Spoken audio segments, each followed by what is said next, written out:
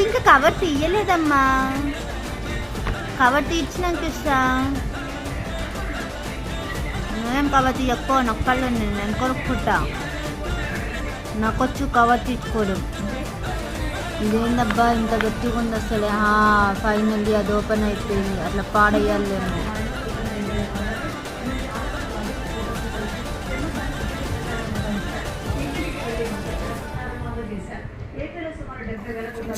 అదేమో ఉంది అక్కడ, నాది మాత్రం ఇక్కడే ఉంది.